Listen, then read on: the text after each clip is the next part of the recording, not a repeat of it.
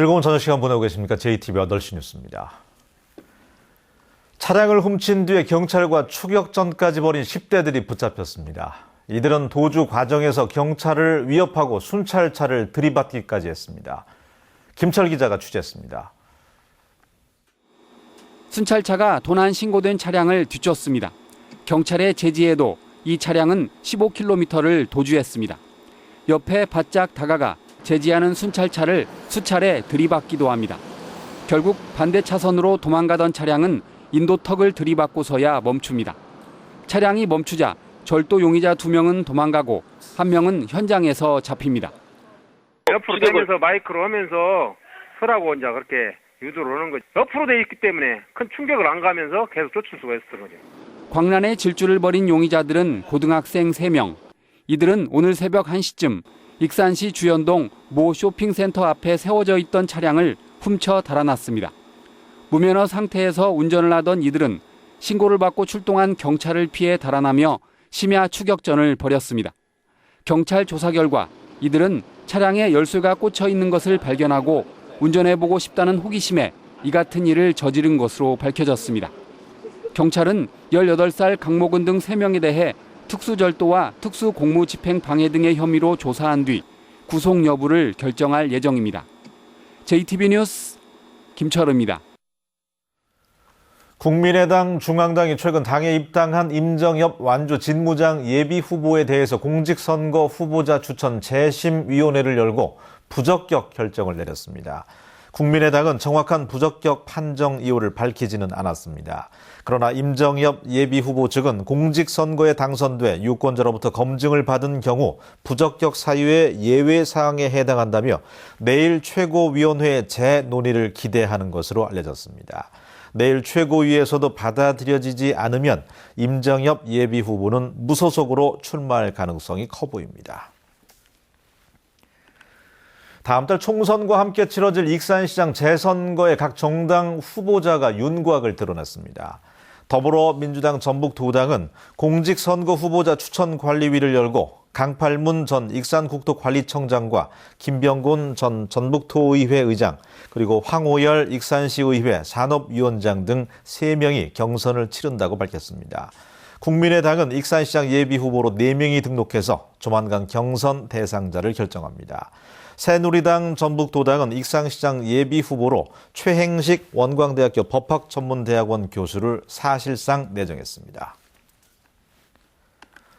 4.13 총선을 앞두고 금강하구뚝 철거 문제가 다시 쟁점이 될 조짐을 보이고 있습니다.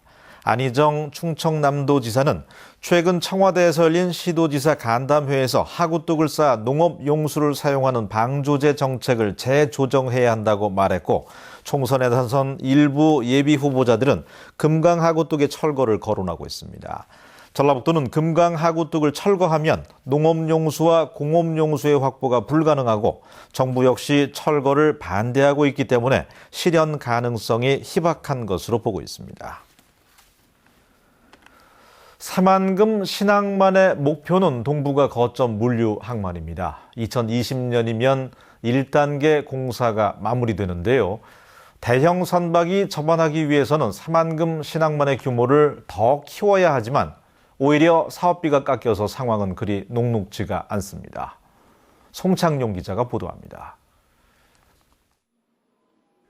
새만금 신항만이 들어서는 곳은 새만금 방조제 앞입니다. 오는 2020년까지 1조 500억 원을 들여 방파제와 부두시설을 짓는 등 1단계 공사를 마무리할 예정입니다. 최대 2만 톤급 선박이 접안할 수 있는 4개의 부두를 건설합니다.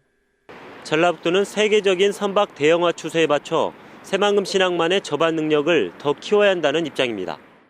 평택항과 광양항 등 대부분의 항만은 10만 톤급 이상의 부두를 갖추고 있습니다.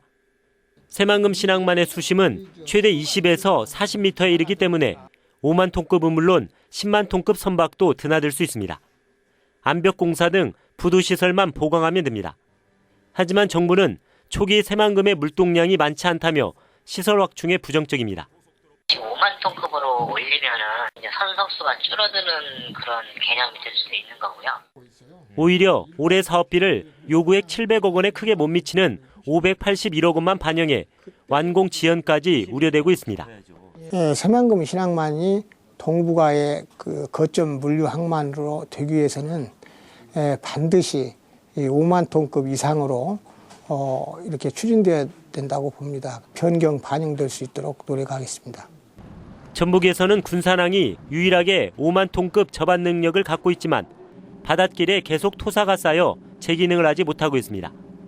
제대로 된 항만을 갖추는 게 시급하지만 지금으로선 쉽지 않아 보입니다. JTB 뉴스 송창용입니다.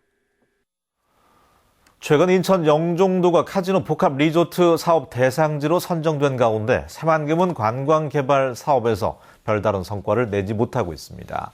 전라북도는 지난해 정부의 카지노 복합 리조트 개발 사업에 참여하기 위해서 고군산 군도에 투자자를 모집했지만 마땅한 기업을 찾지 못해서 사업 제안서조차 내지 못했습니다. 새만금과 함께 대중국 시장을 겨냥하는 인천이 관광산업 개발과 투자에서 계속 앞서서 새만금 내부 개발에 차질이 우려되고 있습니다. 남원과 김제, 완주 등 8개 시군이 정부의 취농 지원 농지 매입 사업 대상지로 선정됐습니다. 취농 지원 농지 매입 사업은 한국농어촌공사가 농지를 매입해서 귀농 귀촌인들에게 임대를 지원하는 제도입니다. 전라북도는 취농 지원 농지 사업이 귀농 귀촌 활성화에 도움이 될 것으로 기대하고 있습니다. NH농협은행 전북본부가 올해 농업 종합자금으로 2,100억 원을 지원키로 했습니다. NH농협은행은 농업의 경쟁력 향상을 위해서 올해 자금 규모를 지난해보다 200억 원 늘려서 벼와 채소 그리고 과수와 축산업 등의 농업 경영체에 종합자금을 지원한다고 밝혔습니다. 시설 개보수 자금의 금리는 2.5%, 농기계 구입자금 금리는 2%입니다. 전북은 오늘 맑은 가운데 낮 기온이 크게 올라서 초봄 날씨가 이어졌는데요. 계절의 전령사인 봄꽃들은 꽃망울을 터뜨렸고 농촌 들녘은 농사 준비로 분주했습니다. 오늘 휴일 표정 조창현 기자가 전합니다. 홍매화가 수줍은 듯 빨간 꽃망울을 활짝 터뜨렸습니다. 진한 꽃향기를 풍기며 상큼한 봄 기운을 전합니다. 봄의 전령사인 매화의 만개는 새로운 계절이 시작됨을 알립니다. 곱게 한복을 차려입은 젊은이들은 봄의 향기를 카메라에 담습니다. 매화꽃이 피어서 여기서 사진 찍게 됐는데 많은 사진을 찍으면서 여러 추억이 남겨진 것 같아요. 그래서 너무 좋아요. 지리산 산골 마을엔 노란 산수 위에 꽃봉오리가 맺혔습니다. 2주일가량 봄 햇살을 더 받으면 노란 산수 위에 향연이 펼쳐지게 됩니다. 촉촉하게 봄비를 맞은 들녘에서는 한 해 농사 준비가 시작됐습니다. 아버지와 아들이 일찍부터 나와 밭을 고르고 시감자를 심습니다. 냉해를 입지 않도록 꼼꼼하게 비닐을 씌우는 것도 잊지 않습니다.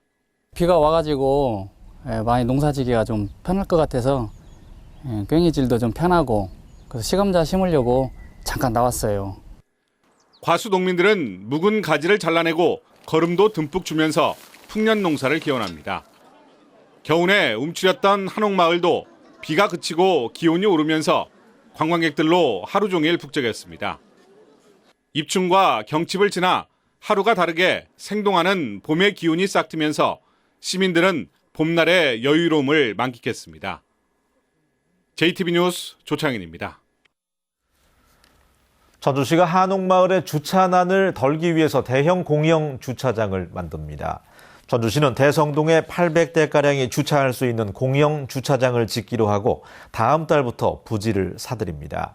전주시는 부지가 확보되면 내년 말까지 공사를 끝마칠 계획입니다. 전주의 공공자전거 대여소가 4곳으로 늘어납니다. 전주시는 생태박물관 등 2곳에 운영하고 있는 공공자전거 대여소를 전주역과 전주동물원 등 2곳에 추가로 설치해 운영합니다. 대여소에는 한 곳당 20대의 자전거가 비치되고 이용 요금은 1,000원입니다. 날씨입니다. 전북은 내일 구름이 조금 낀 가운데 낮 기온이 크게 오르겠습니다. 전주와 남원 등 내륙 지역은 대체로 맑겠습니다. 아침 최저 기온은 2도에서 5도, 낮 최고 기온은 19도까지 오르겠습니다. 익산과 김제 등 서해안 지역도 맑겠습니다. 아침 최저 기온은 4도 안팎이고 낮 최고 기온은 16도에서 19도가 예상됩니다. 바다의 물결은 0.5에서 1.5m로 비교적 잔잔하겠습니다. 전주기상지청은 당분간 낮 최고 기온이 평년 기온을 웃돌다가 수요일쯤 비가 내린 뒤에 기온이 떨어질 것으로 전망했습니다. 우리강산 푸르게가 우리 동네에 옵니다. 숲과 사람이 더 가까워지는 방법을 함께 찾으려고요.